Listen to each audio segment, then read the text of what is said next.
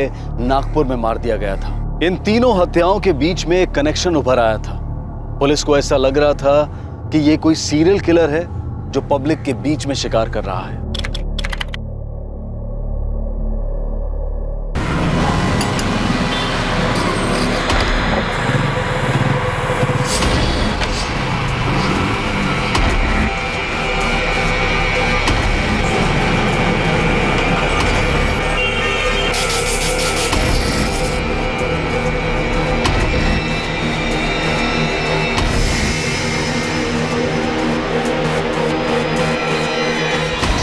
Sir, bike के petrol tank पे लिखा देवराज इस वक्त हमारा सबसे बड़ा क्लू है। बाइक मैकेनिक के जितने भी गैरेज हैं, हमने किसी को नहीं छोड़ा है। सब जगह खबरें लगा दी। और नागपुर? सब इंस्पेक्टर काले नागपुर के लिए निकल चुका है। कविता जाधव का केस हम रीओपन करवा रहे हैं। शांता तांबे के घर से लगभग 2 लाख की ज्वेलरी चोरी हुई। पद्मा गांवकर की बेटी नूतन ये नहीं बता पाई कि उनके घर से क्या चोरी हुआ है, क्योंकि पद्मा जी ने अपनी बेटी नूतन को कभी कुछ बताया नहीं और नूतन ने कभी उनसे कुछ पूछा नहीं। हमने सब जगह खबरें लगा दी है। कहने अगर ज्वेलरी मार्केट में बेचेंगे तो हमें तुरंत खबर मिल जाएगी। ज्वेलरी के काम में केलाइट सल्फेट भी तो इस्तेमाल होता है। हमें लगता है कि केलाइट सल्फेट किसी ज्वेलरी शॉप से चुराया गया है। जितने भी लाइसेंस एजेंट हैं हमने सबको टैप किया, लेकिन कुछ नहीं निकला। ये चोरी के जेवर खरीदने वाले जोरियों को थोड़ा हीट दो। हो सकता है ये किलर के साथ मिले हो। सो वैसे पैटर्न तो सीरियल किलर का है और तीनों केसेस में घर भी लूटे गए हैं। अब ये सरफिरा या लुटेरा तो वक्त ही बताएगा। जरूर बताएगा, वो खुद बताएगा सर।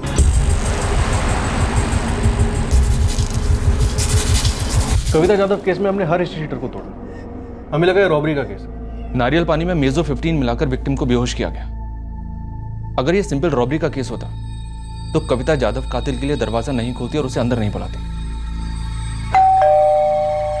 पर कविता जाधव ने कातिल के लिए दरवाजा खोला और उसे घर के अंदर बुलाया, जैसा शायद पद्मा गांवकर और शांता तांबे ने भी किया। आजा। इसमें कोई शक नहीं कि किलर कविता जाधव को पहचानता था। दरअसल कातिल की एक टीम है। ये एक जोड़ा है जिसने इन तीनों बूढ़ी औरतों से जान पहचान बढ़ाई, इनके घर में घुसे, घर को लूटा और उसके बाद इनका कत्ल कर दिया। ये दोनों हमारे प्राइम सस्पेक्ट हैं। इन दोनों ने कुछ दिन पहले पुणे में 2 बूढ़ी औरतों को अपना निशाना बनाया। कविता जाधव यहाँ नागपुर में अकेली रहती थी। ये कविता जाधव किराएदार ढूंढ रही थी? शायद नहीं, उनका बेटा लंदन से आया था। उसने तो कुछ नहीं कहा, ना ही इलाके किसी ब्रोकर ने कहा। ये कविता जाधव कौन थी, क्या करती थी, इसकी दिनचर्या क्या थी, ये सारी डिटेल्स मुझे चाहिए। इस फाइल में मैंने एक एक डिटेल्स डाली। कविता जाधव के केस को अब पुणे की पुलिस स्टडी कर रही थी ताकि उन्हें कातिलों के बारे में और उनके मकसद के बारे में और जानकारी मिल सके। लेकिन एक अहम सवाल था कि क्या कविता के हत्यारे वाकई में वही थे जिन्होंने शांता और पद्मा का कत्ल किया था?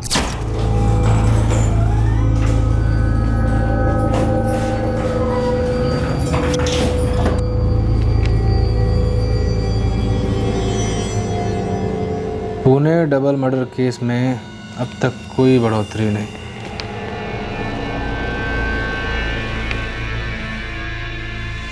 हाल ही में पुणे शहर में 2 वृद्ध औरतों की हत्या की गई। पुलिस सूत्रों का कहना है कि इन दोनों हत्याओं के पीछे किसी सीरियल किलर का हाथ हो सकता है। पुलिस ने पुणेकरों से और खासकर अकेले रहने वाले वरिष्ठ नागरिकों से अपील की है कि वे अपने घर किराए पर देते समय सतर्क रहें और साथ ही दरवाजे पर आए अजनबियों को घर के अंदर आने ना दें, फिर चाहे वो अपने आप को सेल्समैन बताएं या सरकारी नौकर। ये जोड़ा आखिरकार कौन था? क्या मकसद था उनका? वो ऐसी कौन सी जादू की छड़ी घुमाते जिसकी वजह से उनके शिकार खुद ब खुद जहर से लदा नारियल पानी पी लेते जो ये दोनों उन्हें ऑफर करते? एक अजनबी के लिए पद्मा से बात करना भी लगभग नामुमकिन सा था, तो फिर इन दोनों ने उसके घर में घुसकर उसे भी जहर से भरा नारियल कैसे पिलाया? और 4 महीने पहले भी यही मोडस ऑपरेंडी अपनाई गई कविता जाधव के साथ। बाबा प्लीज जरा याद कीजिए, आई ने कुछ तो बोला होगा उन दोनों के बारे में, नाम पता कुछ भी नहीं रे, बस इतना कहा था कोई शादीशुदा जोड़ा है, आदमी का पुणे में जॉब लगा है, बस। 2 हफ्ते पहले लास्ट बात हुई थी आई से। उसके बाद नहीं। पुलिस कह रही है कि ये लाइट सल्फेट नारियल पानी में मिला के दिया गया था, जो तुम्हारी आई ने पी लिया। यही बात तो मुझे नामुमकिन लग रही है। आई किसी अजनबी को घर पर बुलाकर उसका दिया हुआ नारियल पानी कैसे पी सकती है? विक्टिम्स के परिवार वालों और पुलिस के दिमाग में सवाल बरस रहे थे, लेकिन जवाबों का अकाल था। शिंदे, इस कविता यादव को आर्थराइटिस था। ये हफ्ते में 2 बार फिजियोथेरेपी के लिए जाती थी। फिजियोथेरेपी सेंटर का एड्रेस है यहाँ? जी सर, कविता यादव हमारी रेगुलर पेशेंट थी। हफ्ते में 2 दिन उनका सेशन होता ही था। कब से कब तक आती थी? सर 3 साल पहले उन्हें अर्थराइटिस का दर्द बढ़ गया था, तो तब से वो आती थी, करीब 4 महीने पहले तक। वैसे मैंने पहले जो इंस्पेक्टर आए थे उनको ये सारी इन्फॉर्मेशन दे दी थी। अमृता जी, हम पुणे से आए हैं। जिस तरह से कविता यादव मारी गई, ठीक उसी तरह से कुछ दिन पहले पुणे में 2 सीनियर सिटीजन्स के मर्डर हुए। सर मैंने न्यूज़ पढ़ी पेपर में। हमें इन दोनों पर शक है। ये फोटो देखकर कुछ बता सकती हैं इसके बारे में? कोई जानकारी है आपको? सर कुछ ठीक से दिखाई नहीं दे रहा है। अमृता जी, कविता यादव बूढ़ी थी, अकेली रहती थी। हस्बैंड की पेंशन आती थी उन्हें। उनका बेटा लंदन में रहता है। तो अगर उनका कहीं भी आना जाना था तो यहीं आपके सेंटर में। हफ्ते में 2 दिन आती थी सेशन के लिए। Yes sir. क्या यहाँ से कोई उनके घर जाता था फिजियोथेरेपी सेशन के लिए? जी नहीं, हमारे स्ट्रिक्ट रूल्स है, बिना परमिशन के कोई भी थेरेपिस्ट किसी भी क्लाइंट के लिए होम विजिट नहीं कर सकता। हाँ, लेकिन कत्ल भी कोई परमिशन लेकर तो नहीं करता ना? क्या चाहते हैं सर, हम आपकी क्या मदद कर सकते हैं? सरला टिपनेस, अश्विन परसुरे, ज्योति कामले और निधि शर्मा। सर ये नाम मैंने ही पहले पुलिस इंस्पेक्टर को दिए थे। यानी ये वही लोग हैं जो कविता जी को सेशंस देते थे। अब इन नामों के चेहरे भी मुझे चाहिए, मतलब इनकी फोटोज, इनके नंबर और एड्रेस भी चाहिए। जी सर। कविता यादव के साथ फिजियोथेरेपी सेशंस करने वाले 4 थेरेपिस्ट में से एक नाम था अश्विन परचुरे। ये लीजिए सर। आरोपी की तस्वीर ठीक पुलिस के सामने थी, पर पुलिस को उसे पहचानने में अभी काफी वक्त लगने वाला था और मेहनत थी। इनकी कॉपीज चाहिए मुझे। 2 मिनट। दूसरी तरफ पुणे में पुलिस उनके हाथ लगी बाइक पर लिखे गए देवराज वाले सुराग का पीछा कर रही थी। पंकज भाई, ये एकदम फुल तो याद नहीं आ रहा है, लेकिन हाँ एक बात पक्का है, इस बाइक का लाइट ठीक किया था ना। कब की बात है ये हो गया करीब 4-6 हफ्ता पहले। इधर ही किया था तूने ठीक? नहीं, तभी मैं इधर नहीं, वो उस्मान भाई है ना, उनके गैरेज में काम करता था। अच्छा, तुझे कैसे मालूम कि ये वही बाइक थी? अरे ये जो इधर लिखा है ना देवराज, अभी मुझे समझ में नहीं आया कि किस लिए लिखा है, इसीलिए याद रहा।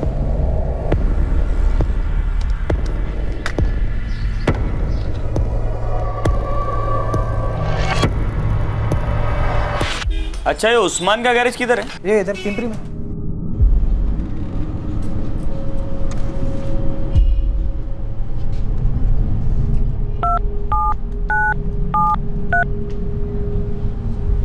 ज्यादा कुछ तो नहीं पता चला है सर, लेकिन कविता यादव के जितने भी फिजियोथेरेपिस्ट हैं सबको कांटेक्ट कर रहे हैं। सबके पुणे के साथ कनेक्शन भी देखना। जी हाँ सर। वैसे कविता यादव के बाकी रिश्तेदारों को भी टैप किया है, पर वहां भी कुछ नहीं मिला। वक्त निकला जा रहा है खाली, मुझे डर है कहीं वो अपना अगला शिकार ढूंढने ना निकल पड़े।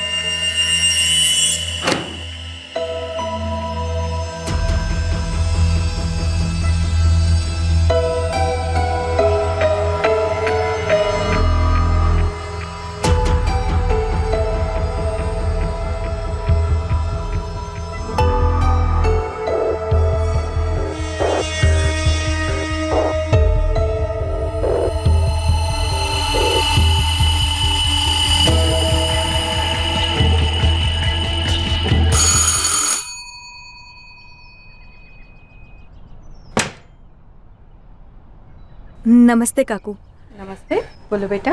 वो मैं कुंते जी के यहाँ आई थी, उनका दरवाज़ा बंद था, तो कोई आइडिया है कि कहाँ गए हैं वो? नहीं बेटा, मैं तो नहीं जानती, फ़ोन कर लो ना। वो मेरे फ़ोन की बैटरी डेड है। एक कॉल कर सकती हो आपके फ़ोन से प्लीज़? बस एक ही कॉल, उन्हें कुछ बात बतानी थी, थोड़ी अर्जेंट है, प्लीज़ प्लीज़ काकू। ठीक।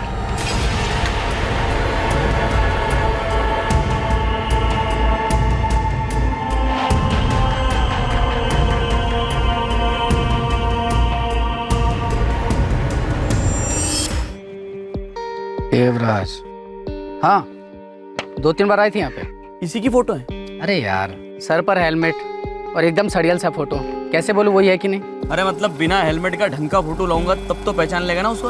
हाँ पहचान लूंगा। और कुछ पता है इसका आता पता नंबर? वो सब नहीं मालूम, पर हाँ ये भाई सोने का काम करता है। गहनों का मतलब सुना रहे है? हाँ। तुझे कैसे पता? महंगाई का कोई हिसाब किताब ही नहीं है, साला हर चीज का दाम डबल। अपने को लगता है लाइन ही छोड़ना पड़ेगा। हर लाइन का यही हाल है। अभी देखिए, सोने का भाव बढ़ता जा रहा है, सुनार का दाम घटता जा रहा है। क्या बात है, आप सोने का काम करते हैं? वाह। ये वाह बाहर वालों को ही लगता है, अंदर की बात हम लोग ही जानते हैं।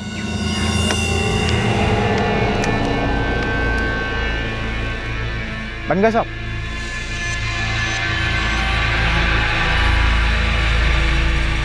गाड़ी का नंबर नोट किया था? इतना चिल्लर काम के लिए कोई गाड़ी का नंबर काहे को नोट करे? अरे मतलब कुछ तो पता होगा, इसका आता पता नंबर वगैरह। उस्मान भाई दिमाग पे जोर डालिए, बहुत जरूरी है ये। अरे यार, कोई बहुत लंबी गुफ्तगू थोड़ी हुई थी उससे, बस बात बात में बात निकल गई। पिंपरी में बाइक का काम कराता है, मतलब पिंपरी के आसपास ही कहीं रहता होगा। सोनार है साहब, ये भी एक ठोस खबर मिली है। उसकी बाइक पर देवराज लिखा है, ये भी बात। हाँ, और साथ में लड़की भी है। देखिए साहब, अभी 4 सबूत है आपके पास। सिर्फ मेरे पास नहीं, तेरे पास भी पंकज। अपनी पूरी टीम पूरे शहर में लगा दे। फिलहाल दूसरे काम ड्रॉप कर और इस पर ध्यान दे। समझा साहब, अभी सारे काम ड्रॉप, सिर्फ इसका ही कैच पकड़ना है। और उसके लिए ज़रा सी बड़ी फील्डिंग लगानी पड़ेगी, मतलब मैच का स्पॉन्सरशिप अगर हो जाए तो। पहले से रेडी रखा है, बस अब एक और भी विकेट गिरना नहीं चाहिए।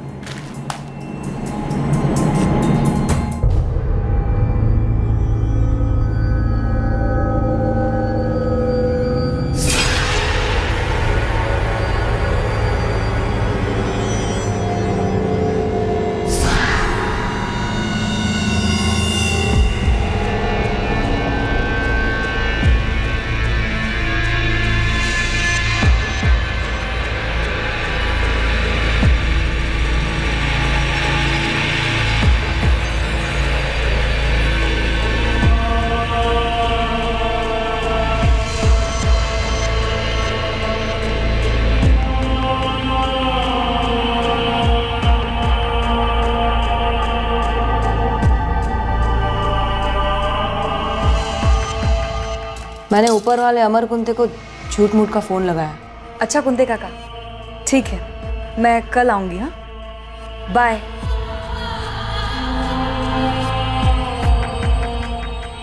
थैंक यू काकू।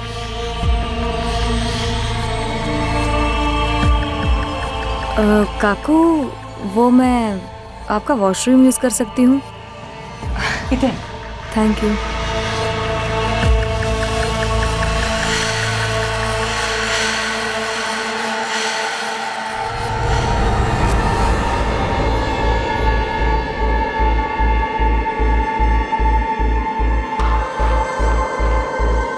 घर में किसी और के होने की निशानियां नहीं है और सोसाइटी में सीसीटीवी नहीं है। 3 दिन चक्कर काटे मैंने, कोई वॉचमैन भी नहीं है।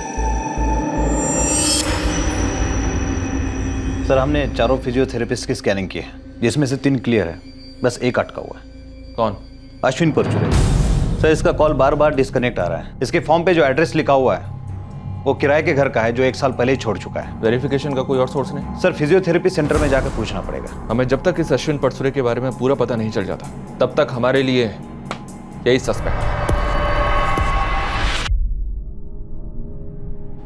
सर अश्विन ने 1.5 साल पहले ही क्लिनिक छोड़ी थी, उसके बाद उसका और हमारा कोई टच नहीं। आपका टच नहीं होगा पर किसी ना किसी का टच तो रहा ही होगा ना, कोई दोस्त कोई रिश्तेदार।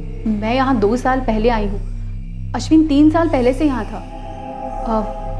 मुझसे पहले यहाँ पे राधिका नाम की रिसेप्शनिस्ट काम करती थी।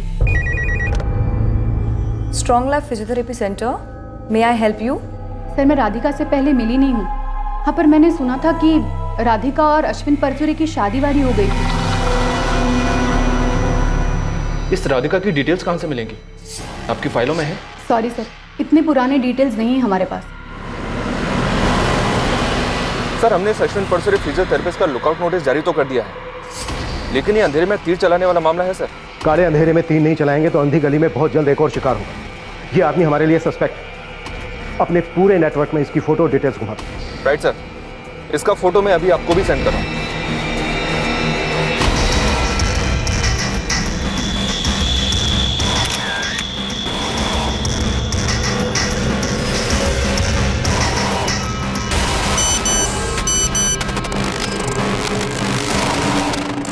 पंकज, इस फोटो की वेरिफिकेशन कर तुरंत। 15 मिनट हो साहब, ओनली 15 मिनट्स। पक्का? पक्का। नागपुर और पुणे के बीच में घूमते घामते आखिरकार पुलिस के पास संदिग्ध की तस्वीर थी। नाम था अश्विन परचुरे, पेशे से फिजियोथेरेपिस्ट। उसकी बाइक के पेट्रोल टैंक पर देवराज लिखा था और उसकी पत्नी थी राधिका। जाहिर था कि पीड़ितों के किसी भी रिश्तेदार को इस जोड़े के बारे में नहीं पता था, लेकिन नागपुर के साथ इस जोड़े का कनेक्शन काफी स्ट्रॉन्ग साबित हो रहा था। सर हम अपनी पूरी ताकत से इस आदमी को ट्रेस करने में लगे। सर बस एक ब्रेक थ्रू वाला सुराग हाथ लग जाए, अगले ही पल ये आदमी हमारे हाथों में। बस उम्मीद करता हूँ कि कोई और सीनियर सिटीजन इस किलर जोड़ी के हाथ में लगा।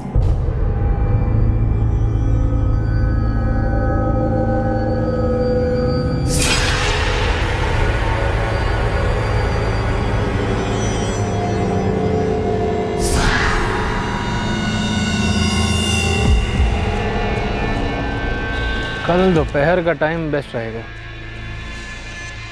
निकलना भी आसान होगा, ना तो कोई होगा और ना ही कोई टेंशन होगी। लेकिन इस बार नारियल नहीं,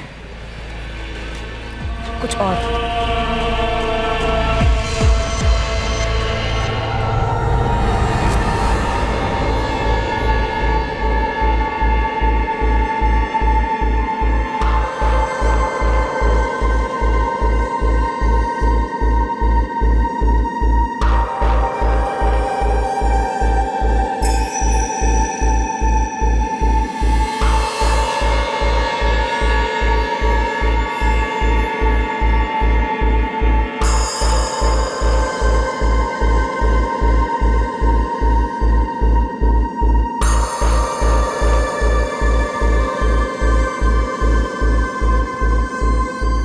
सर इस अश्विन परचुरे के बारे में इन्फॉर्मेशन मिली है। लोकेशन मिली? नहीं सर अभी नहीं, लेकिन यहाँ बिलानगर पुलिस स्टेशन में उसके खिलाफ डोमेस्टिक वायलेंस का केस दर्ज है। 10 मिनट में सारी डिटेल्स मिल जाएगी। उसकी वाइफ का नंबर ट्रैक करो।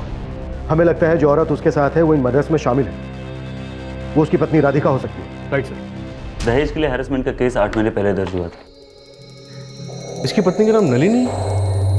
हमें पता चला था इसकी पत्नी का नाम राधिका है। नलिनी ने ही कंप्लेंट किया था, वो अपनी माँ के साथ आई थी शिकायत दर्ज करने। मैं उसके घर भी गया था, यहीं पास में ही जयनगर में। और ये अश्विन, इसकी कोई डिटेल्स है आपके पास? मैंने उसे गिरफ्तार किया, अभी वो बेल पे बाहर। केस कोर्ट में? हियरिंग के वक्त अश्विन परचुरे कोर्ट में हाजिर ही नहीं हुई। कोर्ट ने अश्विन परचुरे को एब्सकॉन्डर घोषित किया था।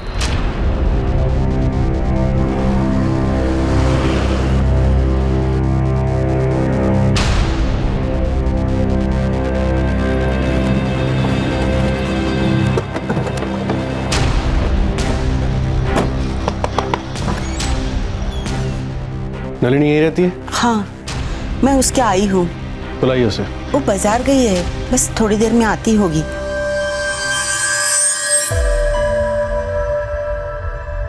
मुझे क्या पता अश्विन कहाँ है। 8 महीने पहले मैंने उसे छोड़ दिया था, उसके बाद मैंने उसका चेहरा भी नहीं देखा है। वो अपना चेहरा कहाँ छुपा रहा होगा? नरक में छुपा रहा हो, मुझे क्या लेना देना। राधिका को जानती हैं आप? मुझे उस औरत में कोई इंटरेस्ट नहीं है। हमें? तो मैं क्या करूं? आप मेरा टाइम क्यों वेस्ट कर रहे हैं? क्योंकि 3 परिवारों का अच्छा टाइम नहीं चल रहा है। तीनों घरों से आपकी माँ की उम्र की औरतों को कत्ल किया गया, और वो भी बहुत बेरहमी से। और अश्विन हमारा सस्पेक्ट है। और आप नलिनी जी अश्विन की पत्नी है। मैं उसकी कुछ नहीं हूं। मैं तो उसे ठीक से जानती तक नहीं थी, लेकिन जितना जानती थी उतनी ही नफरत करती थी उससे। वो राधिका से पहले से शादीशुदा था। जब मैंने उससे पूछा तो जवाब में उसने मुझे मारा। अगले ही दिन पुलिस में मैंने उसकी कंप्लेन की। उसे गिरफ्तार कर लिया गया, लेकिन फिर उसके पिता ने उसकी जमानत करवा दी। पिता ने? कहाँ रहते हैं वो? यहीं नागपुर में 124/13 पंडित चौक। नामदेव परसुरे नाम है उनका। नामदेव परसुरे को बुलाओ। वो 6 महीने पहले रहता था यहाँ पर। मैं यहाँ नया किराएदार हूँ। कहाँ गया वो? पता नहीं। अश्विन के बाप ने घर छोड़ दिया है तो वो किसी और घर में होगा। तो निकालो साले को से। अश्विन और राधिका परचुरे 24 घंटे के अंदर मेरे सामने होने चाहिए। सर, ये नामदेव परचुरे प्राइवेट क्लिनिक में वार्ड बॉय था। वहाँ का एड्रेस मिला है, शायद वहाँ से कुछ मिला है। थोड़ा टाइम दीजिए सर। मौत जिंदगी को टाइम नहीं देती है राणे। ये लोग सीरियल किलर्स हैं। मतलब समझते हो ना इस बात का? कोई टाइम नहीं मिलेगा। तापमान बढ़ता जा रहा था। चूहे बिल्ली का खेल और पेचीदा होता जा रहा था। एक मोटरसाइकिल के पेट्रोल टैंक पर लिखे एक नाम से शुरुआत करते हुए पुलिस ने बड़े संघर्ष के बाद पुणे की शांता तांबे, पद्मा गांवकर और नागपुर की कविता जाधव के संदिग्ध हत्यारे अश्विन परचुरे और उसकी पत्नी राधिका परचुरे का पता लगाया था। पर हकीकत यह थी कि पुलिस के पास ना तो इन दोनों को डायरेक्टली इन्वॉल्व करने जैसे कोई सबूत थे और ना ही उन तक पहुंचने के कोई सुराग। दूसरी तरफ ये जोड़ा अपने नए शिकार के लिए घात लगाने के बाद उन पर हमला करने के लिए बिल्कुल तैयार हो चुका था।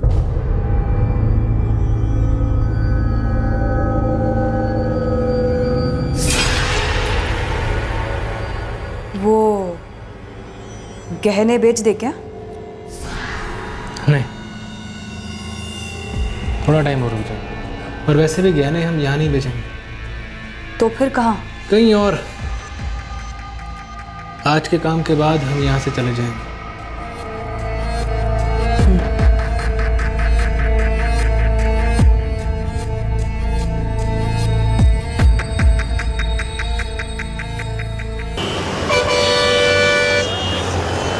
हाँ साहब, मैं अभी वो नामदेव परचुरे के जस्ट घर के बाहर खड़ा हूँ। पप्पू वहाँ से हिलना नहीं, मैं पहुँच रहा हूँ। चलो। सर, अश्विन परचुरे का बाप नामदेव परचुरे ट्रेस हुआ है। आज हम उससे पूछताछ करने वाले हैं। वो अश्विन का पता जरूर जानता है। ये एक एक दिन हमारे डिपार्टमेंट और हमारे पर्सनल रेपुटेशन पर भारी पड़ता जा रहा है। हमें जो भी करना है आज के आज ही करना है।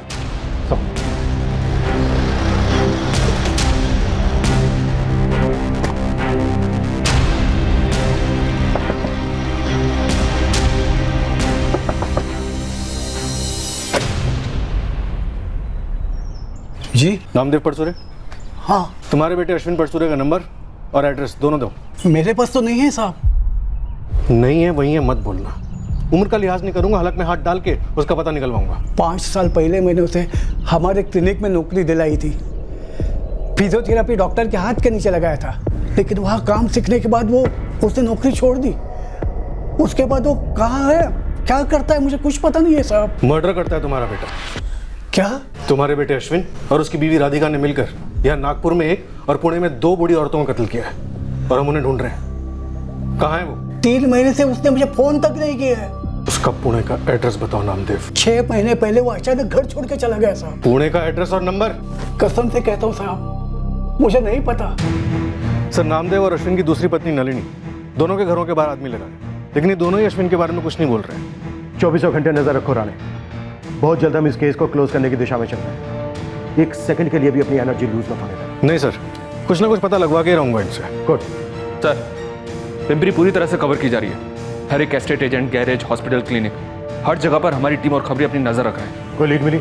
नहीं सर, अभी तक तो नहीं। काले, कमिश्नर के ऑर्डर है कि अगर जरूरत पड़े तो हम इस शहर की पूरी टीम सिर्फ इस केस पर लगा सकते हैं, लेकिन वो कपल और एक मर्डर नहीं करना चाहिए, नहीं ये शहर छोड़कर भागना चाहिए।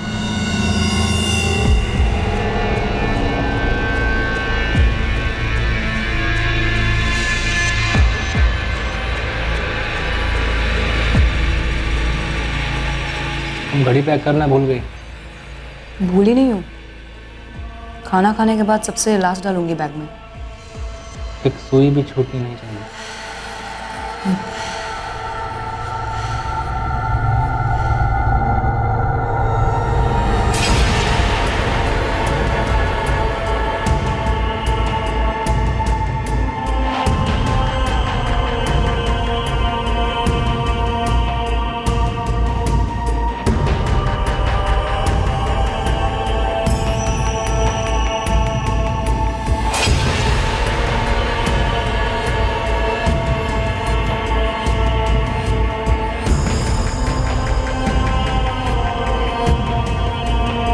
सब सेम टू सेम है साहब। पेट्रोल टैंक पर देवराज लिखा है। तभी तो फोन किया ना साहब, जल्दी से आ जाओ।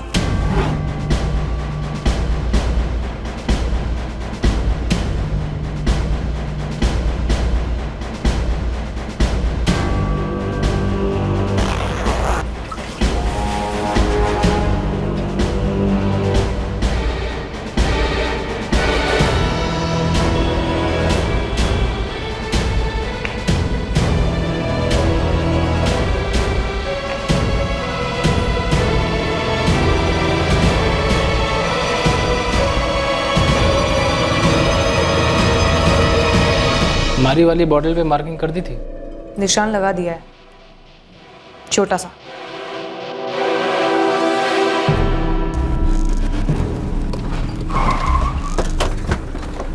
साहब वो उधर वहां।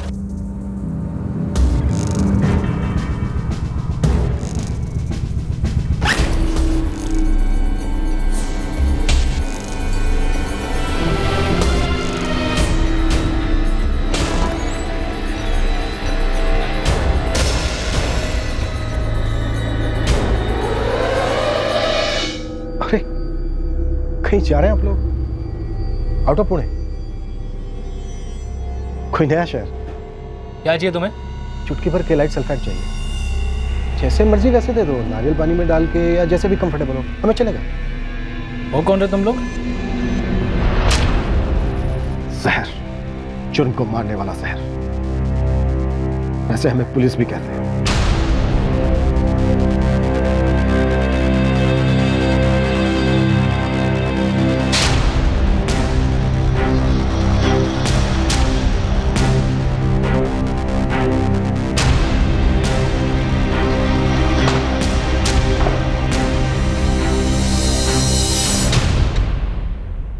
जितनी मर्जी इसकी फिजियोथेरेपी करा लेना, जिंदगी में अब ये कभी सीधा नहीं चल पाएगा। और नेक्स्ट बारी तुम्हारी है। शांता तांबे और पद्मा गांवकर के घर से जितने भी तुमने जेवर चुराए सब हमने रिकवर कर लिए, इसलिए किसी भी बात से इनकार मत करना। ये नलिनी को छोड़कर मेरे पास वापस आ गया था। मुझे इसकी दूसरी पत्नी से कोई प्रॉब्लम नहीं थी। ये वैसे भी उसे छोड़ चुका था। अपने सेंटर में एक पेशेंट थी। कौन? कविता यादव। वो आर्थराइटिस वाली? हाँ वही। हेलो। हेलो। कैसे चल रहा है मिसेस यादव? चल रहा है धीरे धीरे, दर्द के साथ लुका छुपी। मैंने फिजियोथेरेपी का काम छोड़ दिया है, ज्वेलरी का काम शुरू किया है। सोने की ज्वेलरी।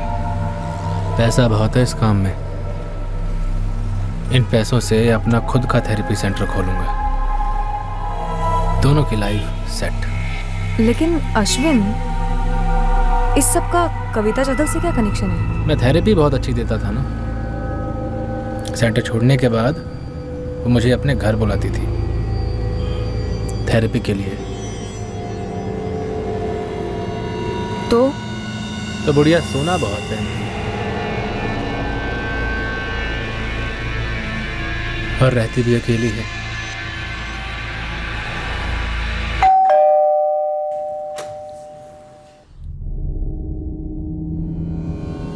आजा।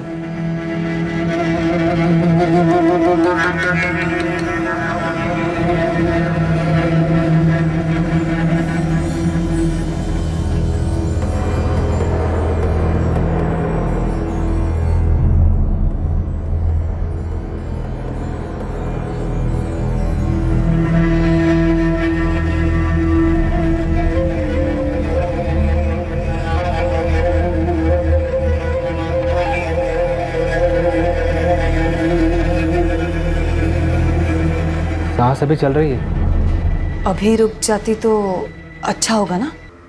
नारियल पानी में नींद की गोलियां मिलाई, मेजो 15। जी। तो फिर मेजो 15 की जगह केलाइट सल्फेट क्यों? ताकि बचने का कोई चांस ही ना हो। नागपुर में एक मर्डर करने में कामयाबी मिल गई तो और मर्डर करने के लिए जोश बढ़ गया तुम दोनों का?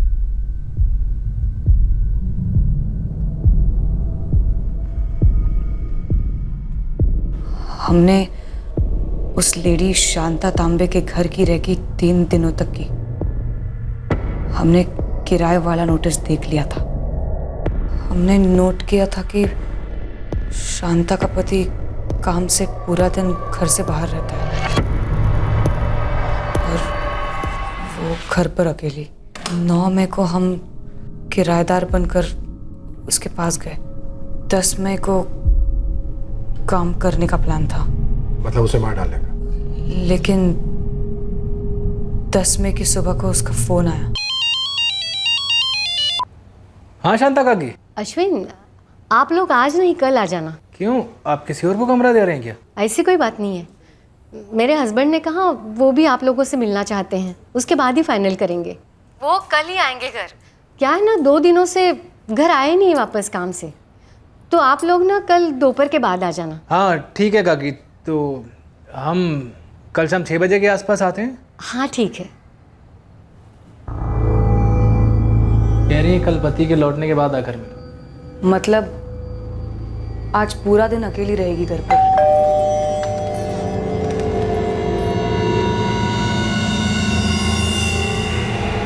आप लोग अभी कल मिलने की बात हुई थी ना? होगा कि पर हमने सोचा कि चल के आपको मस्का लगाते हैं ताकि आप काका को समझाएं कि कमरा हमें ही किराए पर दें। वो काहे तुम ही बन काकी, वो हम लोग बस यहाँ से गुजर रहे थे तो हमने सोचा कि आपको हेलो बोलते चले। बराबर। या काकी, वो इतनी गर्मी थी ना, नारियल पानी बेच रहा था, सोचा आपके लिए ले ले। या काकी, होटल में एक दिन का इतना खर्चा होता है कि पूछिए मत। अगर ऐसा है तो आज ही आ जाइए ना आप लोग रहने के लिए, मैं इनसे बात करती हूँ। नको काकी, हम लोग कल से रहने आ जाएंगे काका से मिलने के बाद। आप ये नारियल पानी लीजिए ना। अगर नको तुम लोग पी लो, मुझे नहीं चाहिए। काकी, हम लोग ये वाला शेयर कर लेंगे, आप ये वाला लीजिए। लीजिए ना, बीपी का रामबाण इलाज है काकी, और अपने मिस्टर को भी रोज पीने के लिए बोलिए।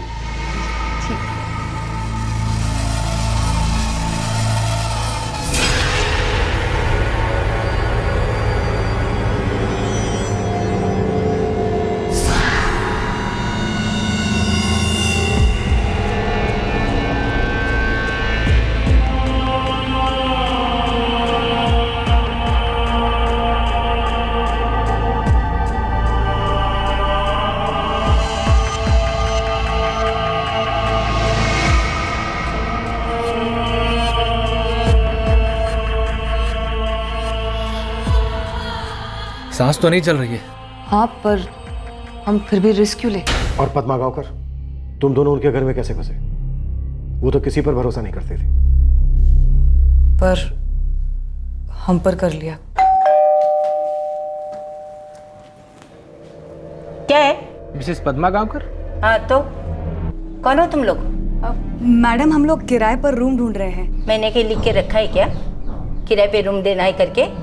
हाँ, यहाँ रूम कुछ नहीं है, जाओ।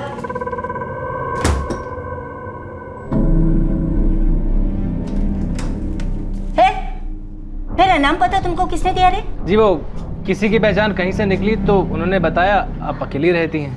देखिए, पास में मेरा जॉब लगा है, हम लोग पुणे में नए हैं। लेकिन मुझे किसी के साथ रहना नहीं है, समझे? काकी, मुझे घर का सारा काम आता है, आपका हाथ बटेगा और आपके किसी काम में कभी कोई दखल नहीं दूंगी। अरे बोला ना मुझे किसी के साथ नहीं रहना। बेटी समझकर 1 महीना हमें ट्रायल पर रख लीजिए प्लीज। पूरा पैसा आपको एडवांस देंगे, आप कहेंगे तो मैं ऑफिस से लेटर ला के दे दूंगा। काकी, इससे अच्छी जगह मेरे लिए और कोई नहीं हो सकती। काकी, अगर आपके घर का एक भी नियम टूटा तो हम लोग खुद ही घर छोड़कर चले जाएंगे। घर के सारे काम मैं कर दूंगा, प्लम्बिंग से लेकर इलेक्ट्रिक सब, पेशा है मेरा।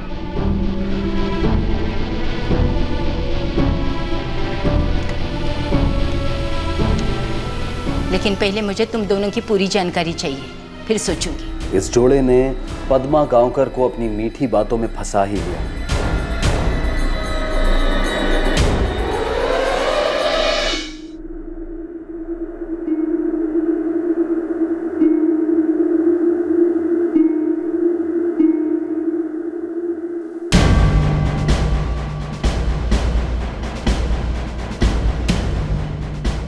अश्विन और राधिका ने झूठ के जाल में पद्मा गांवकर को पूरी तरह मुक्त कर लिया। पद्मा ने नारियल पानी भी पी लिया और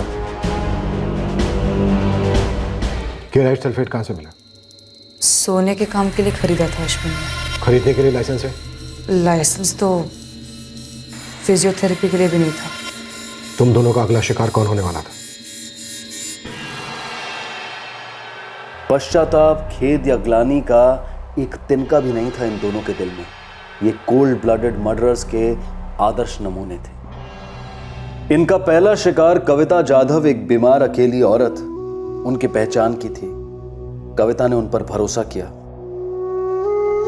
शांता तांबे एक नरम दिल मिलनसार महिला थी जो अपना अकेलापन दूर करना चाहती थी और इस खूंखार जोड़े के मीठे बर्ताव का शिकार बनी।